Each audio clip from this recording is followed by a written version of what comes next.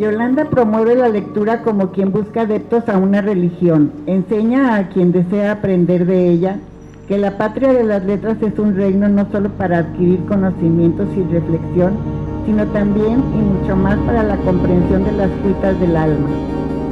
Ha escrito mucho: poesía, novela, ensayo, narrativa. Al 2025 sus obras publicadas suman 18 libros, y es que tantos libros e historias leídas se multiplicaron dentro de ella y se volvieron palabras nuevas. Es madre de 3 hijos que le dieron muchas de las palabras que encontramos en sus libros. También es maestra y sus alumnos se vuelven irremediablemente sus amigos. Está casada con la literatura, pareja celosa y exigente a quien ella le es enteramente sumisa. Sus talleres no son solo para adquirir conocimiento, sino valoración de la vida y las palabras con las que leemos o escribimos la realidad. Ha ganado el apoyo del Consejo Estatal para la Cultura y las Artes en 2 ocasiones, gracias al cielo que coloca mecenas en su camino. También recibió el doctorado honoris causa en Ciencias de la Educación por la Universidad Santander y el galardón Forjadores de México en el 2024. No le gustan las presentaciones donde se leen los títulos de sus libros y sus obras como una lista de galardones al ego, porque ella es sierva de la palabra y hace con mucho amor todo lo que ama. De cualquier modo, si quieres saber más de ella, tiene su canal, yolandaramirezmichel.com, donde comparte el mundo de ella y de sus letras. Démosle un fuerte aplauso y la recibamos, pero aparte, aquí la licenciada Raquel González, amiga, le hará una presentación de su vida en realidad. Voy a ser muy breve.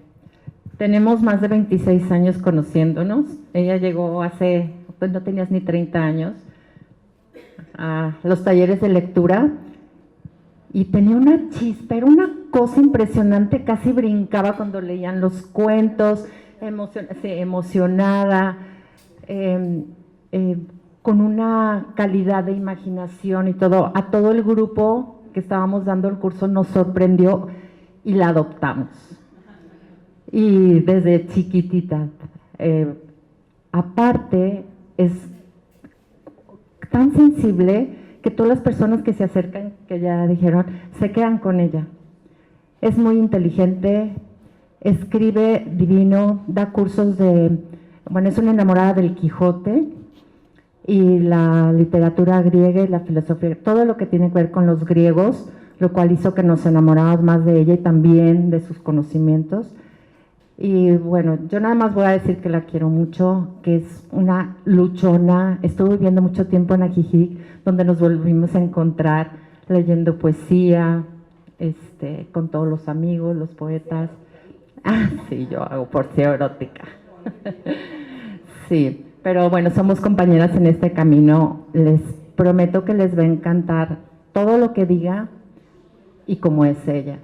Te quiero mucho. Gracias. ¿Con este? ¿Sí? Bueno, buenos días, lectoras. Eso es lo primero, la palabra lectoras, porque decidí traer algo que no fuera solo mío, sino nuestro, de todos los espíritus que estamos por aquí. Yo agradezco la presentación de Raquel, por supuesto. No estaba tan chiquita, pero a lo mejor parecía, Raquel, pero gracias. Y agradezco también la presentación de María Elena y agradezco que hayan vencido el día que estaba como para el tecito en casa, leyendo sus libros. Entonces yo agradezco que vengan hoy a otra forma de lectura. Hay otra forma de lectura que de hecho se practicaba mucho en la época de Cervantes, que era la oralidad, es decir, había un lector, porque no toda la gente sabía leer. Había un lector en la comunidad o había un lector en la familia y ese lector leía en voz alta. Y se conocían muchas de las obras que ahora nosotros leemos, se conocían por un buen lector. De manera que hasta cierto punto una conferencia es una forma de acercarte, claro que sí, a la lectura de la vida a través de la oralidad. Ya llegó otra de las cumpleañeras que no había llegado. Sí. Entonces, pero estamos en esa magia. Y con todo lo que la palabra magia significa, porque para nosotros magia a lo mejor es algo inalcanzable, algo de una película, algo de la fantasía. Pero cada vez que abrimos un libro, abrimos la magia. Nuestra imaginación vuela. No sé si saben que en el mundo de las hadas, por ejemplo, se rapta a los seres humanos, las hadas raptan a los seres humanos, en las historias de hadas eso cuentan, y al raptarlos, ellos viven muchas cosas allá y regresan y pasó mucho tiempo y dicen, qué raro, el tiempo pasa de manera diferente en el mundo de las hadas que aquí en mi mundo. Pues es lo mismo que pasa cuando leemos, no me digan que no. Empezamos a leer y de repente ya salimos del libro porque, no sé, suena la alarma o tenemos que ir a hacer algo o nuestro reloj interior nos lo manda y nos damos cuenta que el tiempo pasó muy distinto. Y es que fuimos raptados por las hadas, es decir, por ese mundo feérico. Hadas, de hecho, es una palabra que deriva de fatum, no voy a hacer todo el transcurso filológico de la palabra, pero sí, entonces estamos raptados por un destino que nos cuentan los libros. Y por eso nos gusta tanto y por eso se reúnen aquí y al principio llegan y cambian, vienen con su maleta, compran nuevos libros, critican, favorecen y etcétera, ¿verdad? Así es que vamos a analizar, a mí me gusta desde los títulos de las conferencias, que no me gusta llamar conferencia esto que estoy haciendo, es una charla amistosa. La titulé La Patria de las Letras. Entonces vamos viendo patria, es ese lugar donde, o sea, nosotros decimos, soy mexicana, esa es mi patria, ¿no? Que ahora también se está acostumbrando, no vamos a decir matria, pero vamos con la tradición. Mi patria es donde vivo, de donde soy, de donde me siento. Pero no hemos visto que los libros también son un tipo de patria. Yo de repente tengo pavor de pensar que si me voy a vivir a otro país, ¿cómo mudo mi biblioteca? Es algo que no puedo mudar. ¿Cómo mudo mi biblioteca? ¿Sí? Y entonces, y en la patria igual no la mudas cuando te vas a otro país. Así es que aquí pertenecemos a la patria de los libros, de las letras, y es un reino al alcance de nuestra imaginación. Dicen que tenemos aparato digestivo, ¿verdad? Todos estos aparatos que tenemos en nuestro cuerpo, ¿sí? Sistema nervioso, y etcétera. No soy médico, pero hay uno que no nos mencionan y sí que lo tenemos y es fundamental para los lectores y los escritores. Y es la imaginación, el aparato imaginario, que se puede también anquilosar, se puede no cuidar, se puede perder. Y hay gente que pues de repente le dices algo y no, su aparato imaginario no funciona. Pero aquí, en este reino, sí que funciona el aparato imaginario. ¿Por qué? Porque transformamos, aquí tengo una pecerita con letras, es una pecerita con letras y unas flores secas, porque en este momento estoy yo también, ahorita les explico esto de las flores, estoy diseñando un ritual para el rescate de la palabra, así como hay ritual del café y ritual para recordar a los ancestros, el ritual del Día de Muertos, que hay un rescate, debido a nuestras tecnologías que nos ayudan y apoyan mucho la vida caótica que llevamos, pero también vamos a tener que iniciar, y yo voy a iniciar ya en abril, con un ritual, el ritual de la palabra, ¿sí? El ritual que estas son letras, pues no son palabras, pero digamos que estos son los átomos de las palabras. Entonces, en abril yo voy a hacer el primer ritual para el rescate de las palabras, para que no sea una inteligencia artificial, sino lo humano, lo que siga manteniendo vivo eso que nos vuelve humanos, que es la palabra. Porque fuera de la palabra, del pensamiento que está vinculado íntimamente con la palabra, en muchas otras cosas somos enteramente animales. De manera que si empezamos a dejar que la palabra y estos preciosos átomos que la conforman estén al mando de una inteligencia artificial, estamos soltando nuestro libre albedrío más precioso, el de gestar con nuestras palabras la realidad que queremos. Nuestras palabras son un hechizo y así nacieron. Hace mucho tiempo, muchos siglos, nacieron como cantos chamánicos para hablarle a las fuerzas que estaban rodeando a las comunidades, para hacer que las comunidades las comprendieran. No eran cuentos de niños, eran filosofía profunda. A lo mejor es el momento, como en una espiral en ascenso, de volver a ello, por supuesto integrando toda la facilidad que la tecnología nos entrega, porque la propia escritura es una tecnología del lenguaje. O sea, la propia escritura, de hecho, ya es una tecnología para guardar el pensamiento y las impresiones del ser humano. Así que la tecnología no es mala per se, sino si no sabemos qué hacer con ella, se puede convertir en una herramienta que nos gane o que nos hurte lo humano. Bueno, eso es solo el título y yo traigo, gracias a que María Elena me dio libertad, hice algo que generalmente pues no hago, y es hablar de mí, que de hecho dice, no va a decir, pero no de mí, sino de mi obra, porque son libros y ustedes son aquí lectoras, de manera que hablar de la obra, a lo mejor es hablarles un poco de cómo funciona esto de convertir la vida o la imaginación en un libro, y para quien luego de tanto leer se les antoja escribir, que eso suele suceder. Decía Borges que estaba más orgulloso de los libros leídos que de los libros escritos. Porque primero, ser un lector. A mí se me hace muy curioso cuando hay personas que llegan a mis talleres, quieren escribir, y les pregunto qué han leído. Y han leído muy poco.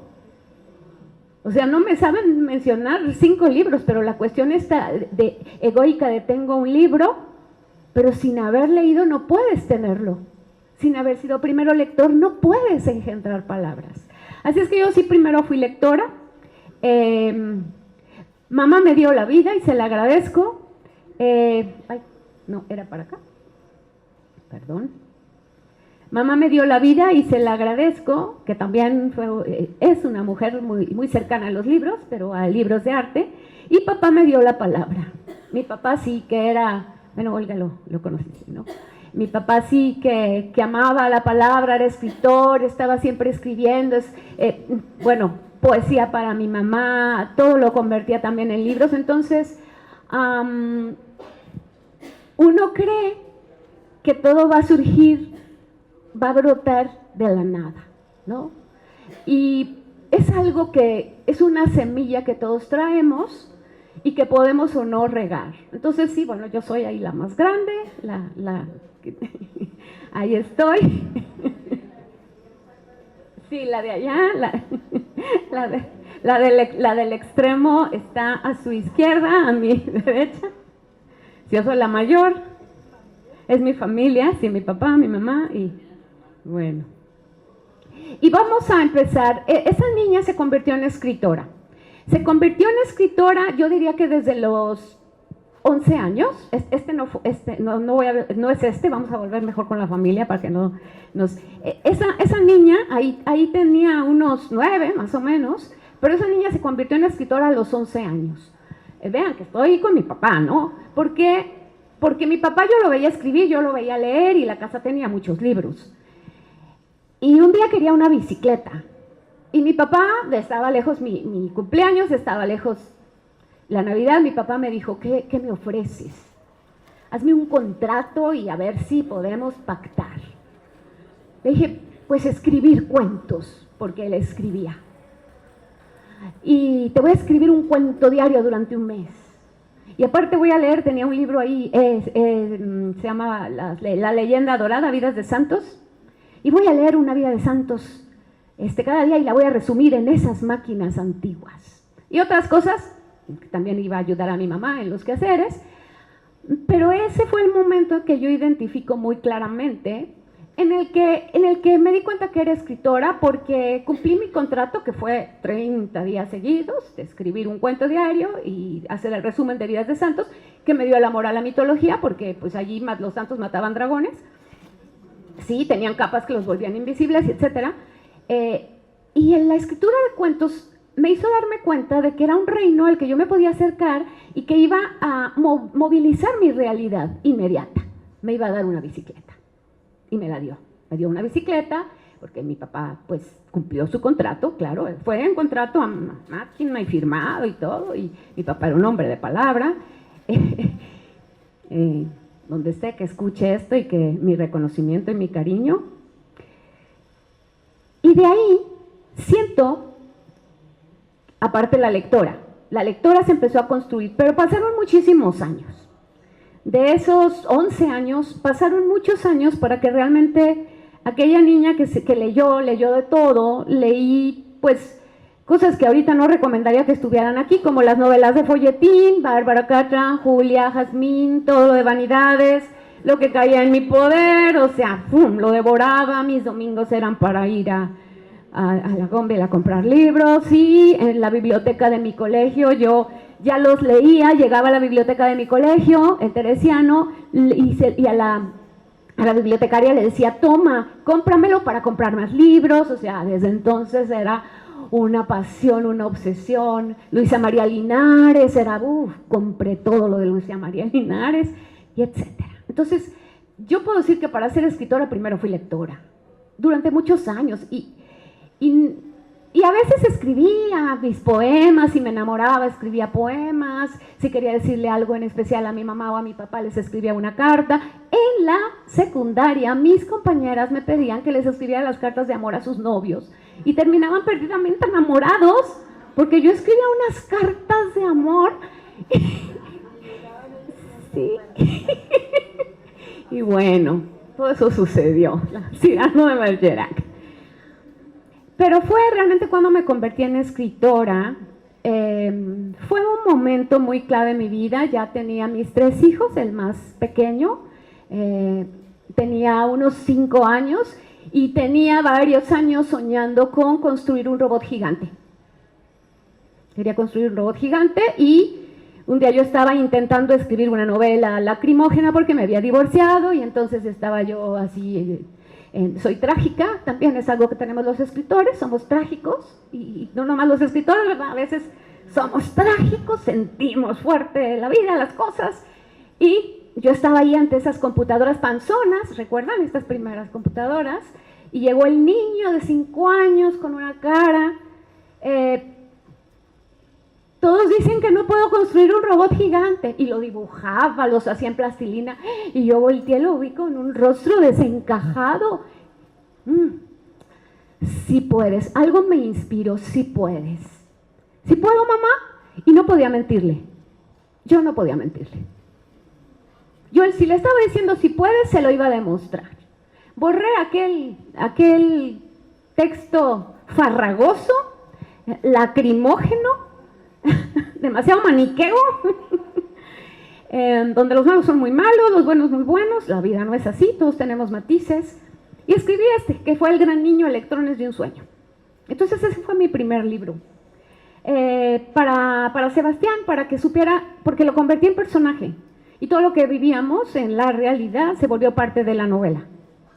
Y toda esa, lo que gusten, luego lo traigo para acá, con mucho cariño.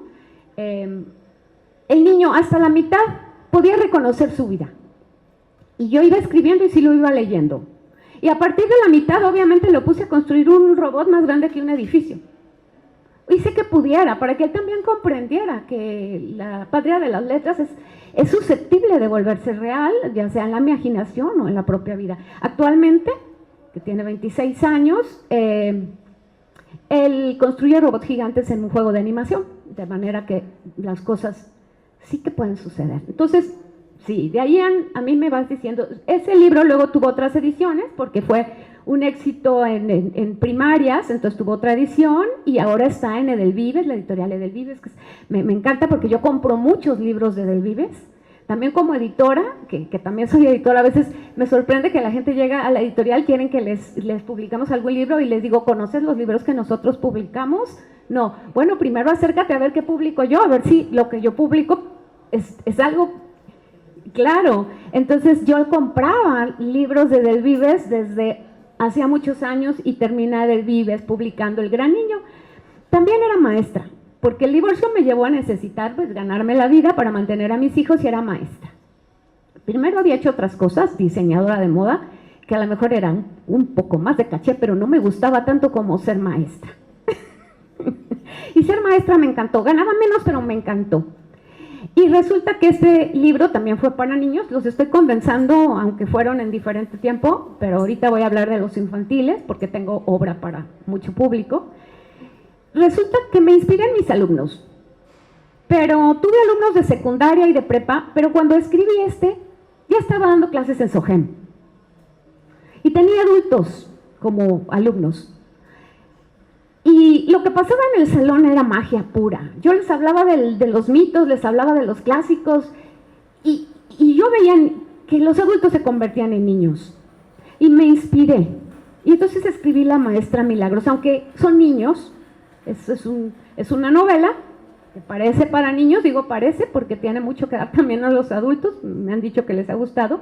Tuvo mucho éxito también, se convirtió en un libro que leían en primaria y se fue a Colombia, se lo pelearon los editoriales, se fue a Colombia y pasó algo muy bello, aunque suene raro que se pelee la gente por algo, pero bueno, o sea, el hecho de que se lo hayan peleado para mí fue, estoy usando un término muy extremo, ¿verdad? Pero dijeron dánoslo y ofrecieron a lo mejor más difusión, etcétera.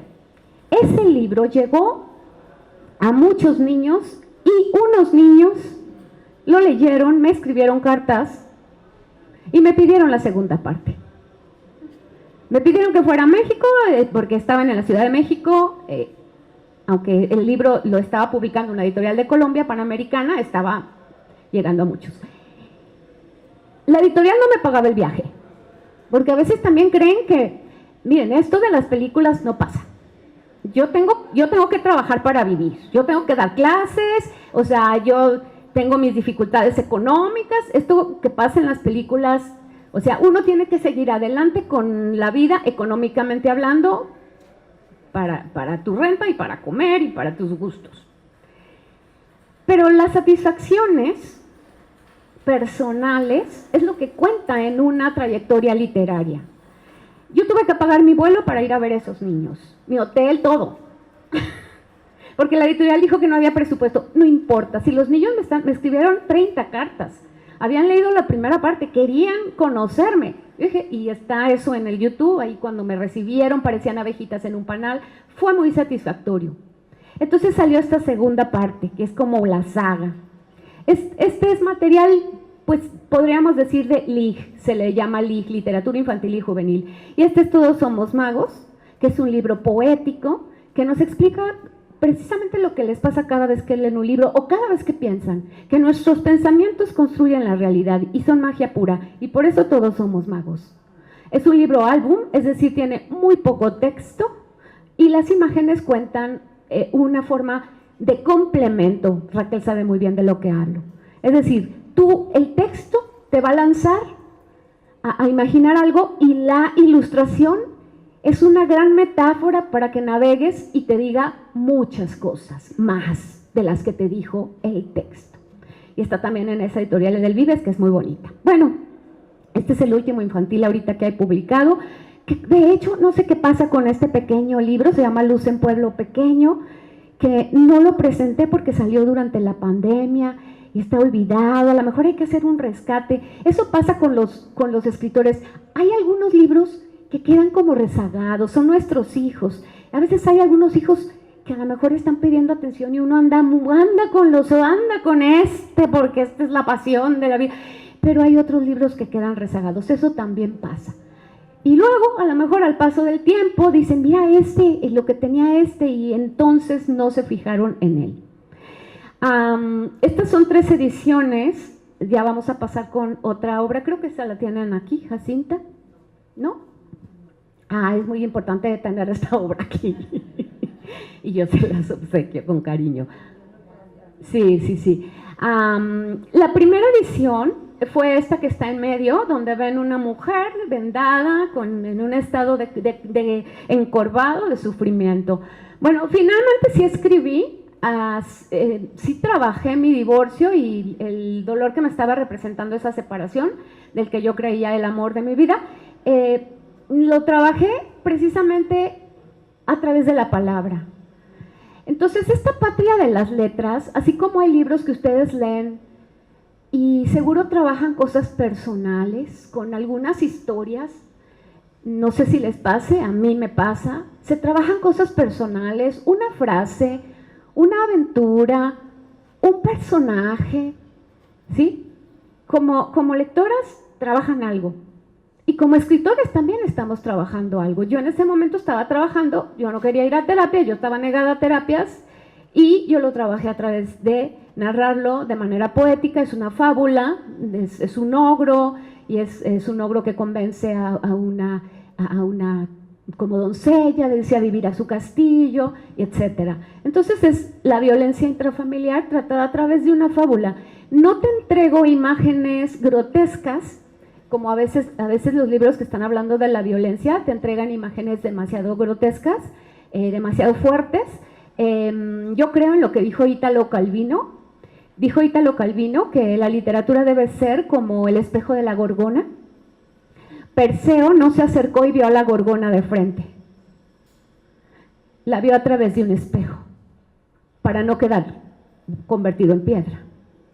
Entonces yo creo que muchas veces si leemos abiertamente una escena demasiado trágica o explícita, podemos quedar convertidos en piedra, es decir, que nuestro corazón lo sufre demasiado, no lo puede trabajar, no sé, cada quien, hay quien sí, ella sí lo necesita, hay de todo. Entonces esto es a través de una fábula, a través de personajes que tú dices, mira, es un castillo, es un ogro, ahí está hablando de unos duendes, pero es un espejo para que puedas ver lo que muchas personas viven dentro de un hogar, del que, bueno, es necesario escapar, ¿no? Tuvo una primera parte que la escribí precisamente cuando yo me divorcié y yo estaba en ese estado. Pasan cosas muy mágicas. La portada es de Luis Caballo y le mandaron mira, trata de esto, bla, bla, bla. Le dijeron de qué trataba, pero en unas pocas frases.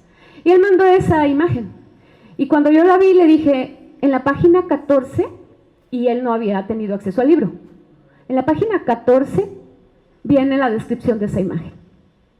O sea, él mandó, sin saber, una imagen que estaba en la página 14.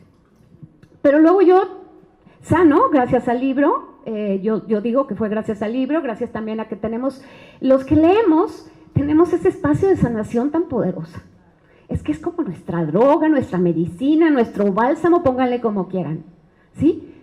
Te metes al libro y te desconectas a veces de estas perturbaciones de este mundo y no es que te evadas ni que te aísles, tienes tiempo para sanar mientras estás ahí.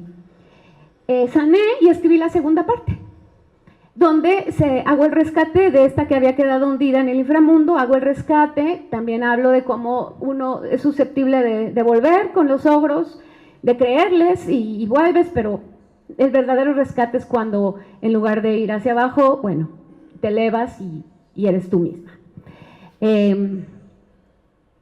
No sé los tiempos, pero... bueno. Este es Los mitos del alba. Lo metí al concurso en el SECA, que es un organismo pues que te apoya para la publicación, y olvidé que lo había inscrito. Y eso casi nunca pasa, porque, o sea, estás pensando, lo voy a ganar, porque luego metí a otros, lo voy a ganar y no lo gané, ¿verdad? Pero olvidé que lo había ganado, y de repente me llamaron y me dijeron que lo había ganado, y fue un gozo muy grande, porque este es un libro de poesía, pero tiene todo lo que en mis clases de mitología yo convertía en poema. Todo lo que yo hablaba en mitología, en las clases de Ensogem, en las clases de mitología, en la noche, que también soy muy junguiana, en la noche yo soñaba. Y de repente, ¡fum!, me despertaba una frase, un verso, una idea. ¡Fum!, abría los ojos. Y al principio creí que lo iba a recordar y me volví a dormir y al día siguiente no lo recordaba. Entonces ya no lo hice. Cuando vi que no lo recordaba, cuando pasó 2 veces, puse mi libretita y las clases detonaban un trabajo interior, porque la mitología es puro arquetipo del inconsciente. Los mitos es un trabajo de camino heroico del alma. Entonces tú los escuchas y ni sabes lo que te está pasando, porque lo que te está pasando es en el inconsciente. Tu inconsciente está recibiendo el cuento, tú te diviertes, pero tu inconsciente está trabajándolo. Y en los sueños, aquello es como un calderito, es como el pan que lo metes al horno y queda muy sabrosito, y ya sacas el pan y dices, bueno, a veces no es sabrosito porque a veces sueñas monstruos, que también está bien, hay que analizarlos. Pero entonces aparecían a las 3 de la mañana, ¡pum!, me despertaba con los versos y empecé a escribir los mitos del alma. Esta edición, ya no hay, o sea, ya yo tengo un ejemplar que diario lo ando recuperando, porque es el ejemplar que le obsequié a mi papá, porque se lo dediqué a mi papá. Cuando mi papá murió, el ejemplar volvió a mí, obviamente porque sus cosas, pues yo las recogí. Y el único ejemplar que tengo es el dedicado a mi papá, porque todos los demás, pues ya, están en algunas bibliotecas, en algunos hogares. Claro que está en Amazon como para comprarlo, pero ya no está en esta edición, con esta portada. Y este Grimorii Mundi fue el primer libro que publica la editorial Salto Mortal. Cuando lo publican yo no era todavía parte de la editorial Salto Mortal. Grimorii Mundi, dice mi hermana Gaby, no sé por qué lo dice, que cuando lo lee se le antoja tener un amante. Y no es porque sea erótico. Y ella concluye, un amante no necesariamente un hombre, sino es algo que te mueva, algo que te apasione, o alguien que te apasione, ¿verdad? Porque es un recorrido cósmico desde como el Big Bang. Son poemas muy chiquitos, no sé si les guste leer poesía, son poemas muy breves, muy al tipo haiku, que son imágenes del cosmos, las estrellas con sus pestañas luminosas, y bueno, es mi poética. Estoy juntando, todo esto es poesía. Ya vamos a terminar con el amor de mi vida, el que sí es el amor de mi vida, que es Miguel de Cervantes Saavedra. Esta es mi poética literaria, es lo que yo pienso de la palabra, de los libros, de las lenguas, de las traducciones. Son varios apartados, son 9 apartados, y en todos ellos también es un libro de poesía, aforismos. El último, yo me mudé a vivir a Jijic 10 años viví allá, 10 años maravillosos, y yo creo que a Jijic me susurró todo este libro, por eso le llamé Revelaciones. También es un libro de poesía, que luego a la gente que no le gusta la poesía le gusta, porque no trate de ser muy hermética, trate de decir las cosas así como claras, ¿no? Y bueno, ahora sí vamos a hablar del amor de mi vida. El primer proyecto fue el Tarot de Don Quijote. Es un ensayo, es un libro de ensayos. Para el 2016, que era el aniversario luctuoso de Miguel de Cervantes, se cumplían 400 años de su partida. Yo llevaba ya 22 capítulos de los, no sé si conocen el tarot, no el tarot que se anuncia, por favor, en los postes de los semáforos, sino algo muy serio, que es un trabajo artístico que lleva siglos. O sea, los artistas en el Renacimiento se acostumbraba que las familias más importantes sacaban las cartas con las imágenes de el padre, o sea, la madre, bueno, el rey, la reina, la corte. Entonces eran los artistas los encargados de ilustrar estos tarots. Luego se convirtió en un juego y etcétera. Pero bueno, en esta investigación que yo amo el tarot, además desde su posibilidad simbólica y sanadora, no adivinatoria, yo empecé a ver que el Quijote, que es mi libro favorito, cuando a mí me preguntan me resulta muy fácil, seguro a ustedes les resulta difícil, ¿no? ¿Cuál es tu libro favorito? A mí no, a mí me parece súper fácil. O sea, no pienso ni lo pienso, pero es que tú ya deberías de saber, me conoces, tú ya deberías de saber cuál es mi libro favorito. O sea, Don Quijote, y aparte lo he leído muchas veces y lo enseño y tengo 40 videos en mi canal para que sepas por qué lo quiero y para que sepas por qué puedes quererlo y para que sepas por qué es el libro más importante de nuestra lengua. Porque Don Quijote es el señor de los libros. Claro, el padre de una literatura ya formal en castellano. Claro, bueno, ya ven, me sale. Entonces son 22 capítulos donde yo obviamente pongo al loco del tarot, que el loco eran los bufones en las cortes, ¿sí? Que a los bufones se les permitía decir muchas cosas, de alguna manera tenían una cierta sabiduría. Lo pongo como Don Quijote y a varios de los personajes les voy encontrando su paralelo en las figuras del tarot, y entonces es un recorrido muy bonito para que te acerques al Quijote y al tarot, pero no de la manera superficial y frívola, sino profunda. Y ese sale en el 2016 solo con 22 capítulos, y luego yo sigo escribiendo porque el tarot realmente tiene, bueno, había tarots que tenían más, pero el que ahorita se conoce tiene 78 arcanos, ese es el que digamos es el conocimiento formal del tarot, pero resulta que investigaciones han encontrado que a veces había más. Bueno, ya que los investigadores se hagan bolas, nosotros nos quedamos con la generalidad. Este ya tiene los 78 arcanos, todos conectados con algún personaje del Quijote. Y claro que trae sus cartitas, para que si quieres hacerlo tipo juego. Este se llama El Manifiesto Luminista, y pensamos sacar en la editorial una edición, por supuesto para obsequiarla, pero además está en la red para descarga libre, porque yo estaba un día yo acostumbro irme a leer o a escribir solita, y estaba escuchando a la gente a mi alrededor, pues casi nos nutrimos a veces los escritores, aquí se nota, y estaban hablando pestes, o sea, todo era, por acá todo era pestes de la familia, por acá todo era pestes de la pareja, por acá todo, o sea, puras pestes, ¿no? De la sociedad, del gobierno, bueno. Y luego fui a un desayuno con mis amistades y lo mismo. Entonces llegué a mi casa con la palabra, así, la palabra aquí, harta. Dije, bueno, ¿por qué la gente solo habla de cosas negativas? ¿Por qué no pueden hablar de cosas bonitas? Dime qué te pasó bonito. O sea, algo te pasó bonito, algo bonito hay en el mundo. Sí, como decía Facundo Cabral, ¿no? O sea, que hace más ruido una bomba que un beso, pero besos hay muchos. Y entonces yo, así como, pues dicen, como los que canalizan, pero en furia, pero es luminoso el libro, no es furioso. Entonces me empecé a escribir y le llamé El Manifiesto Luminista.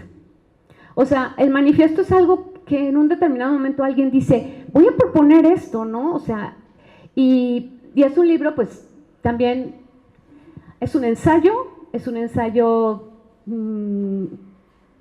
poético, pero no es poesía, poético porque me gusta mucho enlazar las frases, como seguramente al chat GPT ahorita no le gustaría y me las cambiaría, el chat GPT cambiaría todas mis frases. Diría, ¿por qué pusiste este adjetivo aquí? Ponlo acá. Bueno, y lo que gusten también, pues, está descarga gratuita, aunque no sé, deben ser como yo quiero los libros físicos. Pero la editorial va a volver a sacar un tiraje y va a estar por ahí, porque ahorita está agotado. Luego también me enfermé, y no sé si se acuerdan que antes andaba con bastón, 12 años anduve con bastón, hasta hace poquito lo dejé. Y ando con mis taconcitos ya. Sí, también lo debo a amigas muy queridas que me salvan la vida. Ahí está.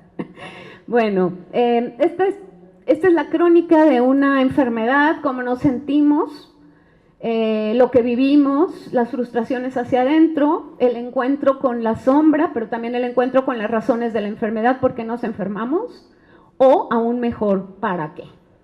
Uno es por qué, pero otro es para qué. ¿Para qué nos enfermamos? Y bueno, por eso es una crónica de una reparación vital, porque es desde le ahorré al lector un chorro de años de dolores, nada más le puse me duele, pero eran muchos años de dolores ya insostenibles hasta que hube de operarme y ahí se narra. Ya vamos casi terminando. Este libro duré 12 años escribiéndolo.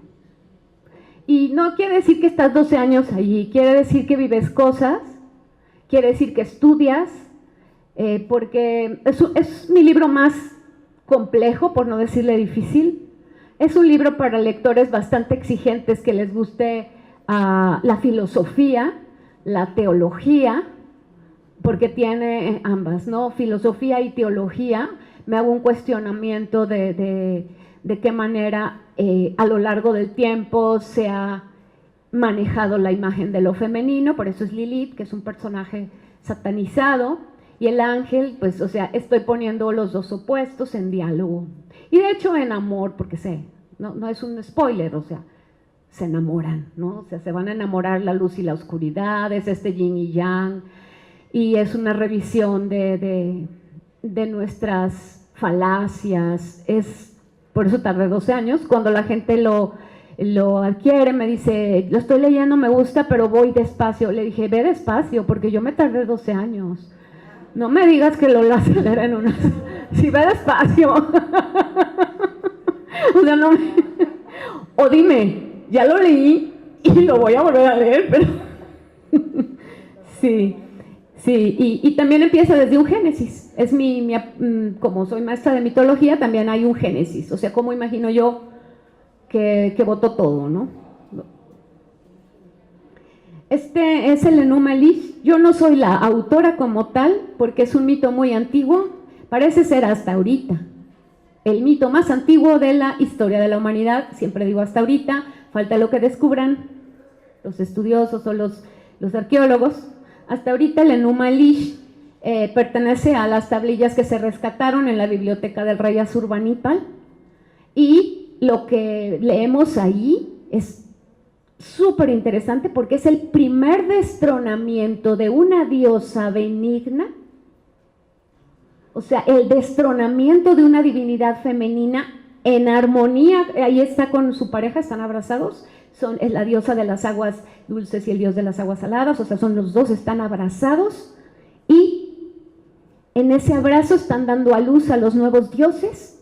Pero hay un momento, y es una forma de explicar seguramente los que lo contaron, hay un momento en que en lugar de estar dando dioses masculino y femenino, que hasta se llamaban casi igual, surge de repente la desaparición de la divinidad femenina y el dios da solito a luz un hijo. Entonces, ¿sabes que algo pasó en la historia de la humanidad para que se haya desaparecido la figura femenina, la de la diosa? Y en ese momento, a la madre primordial, o sea, le matan a la pareja para que ese nuevo se quede, y la madre se convierte en un monstruo por el sufrimiento del desequilibrio. Yo no soy la autora, yo lo que hago es que es un libro difícil de leer, porque viene yo lo que hago es que lo facilito. Entonces yo sí lo leí, lo estudié, lo analicé, lo enseño, y aquí, por eso ganó el apoyo de Guadalajara, capital mundial del libro, para que la gente lo conozca, porque yo lo cuento más fácil. Te lo cuento fácil, viene con unas ilustraciones preciosas de una ilustradora de Argentina que estaba tomando mis cursos online en la cuarentena, y entre las dos hicimos el proyecto. Y bueno, ya este va a ser el final. El barrio de las letras es mi historia de amor con Miguel. Yo ya le digo Miguel, le quito de Cervantes Saavedra, pero ustedes entiéndanlo. Es el amor de mi vida, lo comparto. Pues también a Miguel, porque terminas encontrando mucha gente que lo ama, y es bueno que lo amen. Sí, y juego con la imaginación. ¿Recuerdan cómo empezó la conferencia, no? O sea, la patria de las letras, un reino para la imaginación, el reino de la imaginación. Entonces yo desarrollo en esta novela algo que se llama realidad psíquica. También lo trabajan los junguianos. La realidad psíquica, o sea, no es una realidad tangible, pero a ti, a tu psique te ayuda a atravesar momentos o a estar feliz, o mientras seas capaz también de distinguirla, ¿no? Que es una realidad psíquica. Y para mí, Don Quijote, de hecho, el Quijote, es eso que este loco, lo que está viviendo es esa aventura psíquica que le dieron los libros de caballería.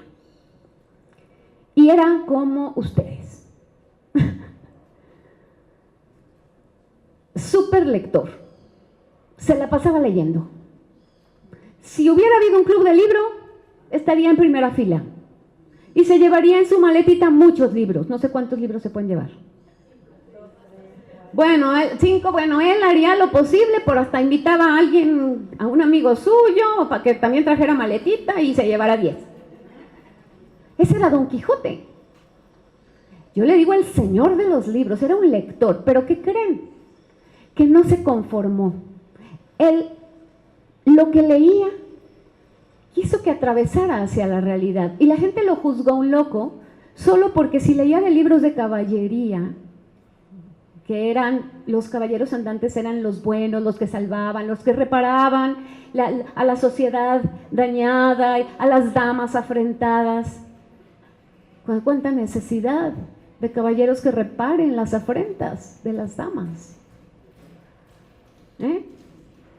Entonces él, Don Quijote, estoy hablando del personaje, Don Quijote sale de su casa a vivir lo de los libros. Y para mí es este mundo de la imaginación. Cuando estamos dentro del libro, estamos viviendo lo que nos dice el libro.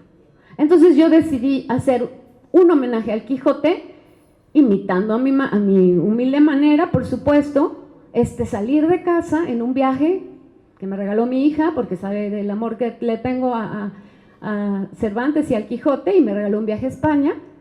Y ahí empezó la novela, que aquí algunas ya la han leído y amorosamente me hicieron también una ficha preciosa. Qué bonita ficha la tengo, pero en lugar de esos secretos y sagrados, una ficha muy bonita. Me encantó ver las frases que te habían llamado la atención y que está aquí, pero que voy a rifar otro.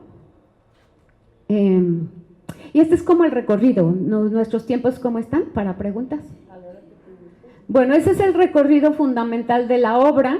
Que mi obra es mi vida. Si se fijan que realmente mi obra es mi vida, yo no he podido separarme, ni lo hacen los autores, no se separan, fingen que se separan. Si hablan de un marciano, son ellos. Sí, no se separan, es imposible que te separes. Pero aunque le llaman ficción, es nada que ver con mi vida, no, pero ahí estás trabajando cosas. Y yo simplemente que soy, pues tal vez exhibicionista porque lo hago abiertamente. Pero muchas gracias porque a todas nos dejaste la inquietud de seguir leyendo más y muy agradecida y como dicen, pues eres una gran persona. Muchas gracias por estar aquí. Entonces, si gustas, te voy a dar este reconocimiento de parte del Club del Libro Atlas Colomos a la doctora Yolanda Ramírez Michel por su conferencia del día de hoy, La Patria de las Letras, un reino al alcance de la imaginación. Eso es lo que tú eres. Eso eres, ¿eh? Gracias.